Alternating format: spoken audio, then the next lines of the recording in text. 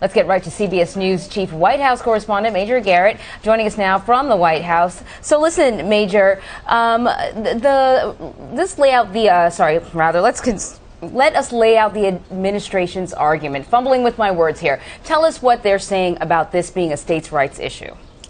That it really doesn't want to get involved in this issue from the federal government perspective. This is reflective of the approach that the Attorney General, Jeff Sessions, has to this issue. He says federal law is silent on this question of gender identity as it relates to bathroom use, and therefore the federal government should not be involved in it as a matter of law. He said it's a policy dispute that the states are taking on, and if Congress wants to change the law at the federal level to put gender identity alongside the sex designation on, say, for example, a birth certificate, then Congress can do that. And if it does send that legislation to the president and he signs it, then federal laws change. But until that happens, the Attorney General's perspective is, Jeff Sessions, that is, this is not a federal issue. President Trump agrees with that. There is, in general, agreement on that question from the Education Secretary, Betsy DeVos. But during her confirmation hearings, she said that as Education Secretary, she would make sure to do everything she could to avoid discrimination and bullying of children in schools across the country. And there are those who are criticizing this decision by the Trump administration who say this decision to leave it up to the school districts and the states will create confusion, different standards, different application of those standards, and may open the door to either discrimination or bullying. And in her statement last night on this, the Education Secretary said that all students should have the freedom to learn and thrive, I'm reading from the statement now, in a safe and trusted environment. And this is an important thing that Betsy DeVos said in her statement. This is not merely a federal mandate, but a moral obligation. No individual, school, district, or state can abdicate. So in her own policy language, the Education Secretary is saying, look, this is an issue out there, and if we leave it to the states and the school districts, some may find solutions, some may find ways to work this out, but others may not, and that could open the door to some problems. Major, how rare, if it is, was it for the Education Secretary to put out this statement?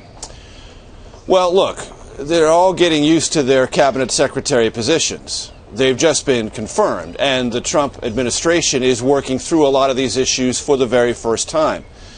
But one thing, as a candidate, Donald Trump said he would do if he became elected president is create cabinet secretaries who have their own autonomy, who don't have to answer explicitly and routinely to every dictate of the White House, and don't have to have their statements or their position papers scrutinized at every single level by someone at the White House. Now, that's a trend that has been going on in Washington for the better part of 20 years, the consolidation of control within the White House of cabinet agencies and cabinet secretaries.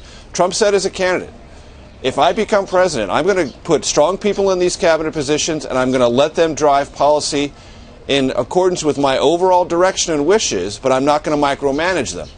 This is an indication that he's living up to that pledge, letting a strong cabinet secretary put out her own statement on this policy, which does create a bit of distance between the Attorney General. Meanwhile, Major, on another subject, we know you've been reporting on the president's revised travel ban, which we were expecting to see him sign this week. What can you tell us about where that process stands? Pushed off until next week at some particular time. Now we have a very big speech before a joint session of Congress on Tuesday evening.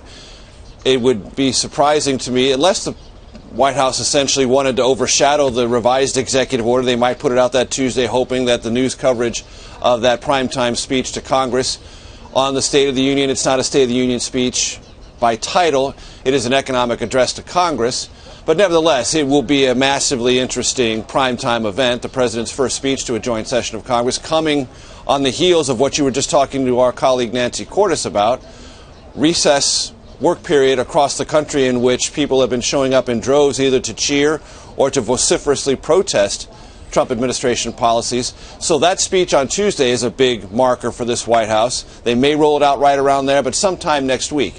And it's essentially what they're going to try to achieve is the same travel ban policy in the first executive order, but just with tighter legal protections and more clearly defined language about who is and who is not subject to this so-called higher standard of vetting to enter the country, extreme vetting, the president calls it. and make sure that that second revised executive order can withstand any legal challenges that are certain to arise.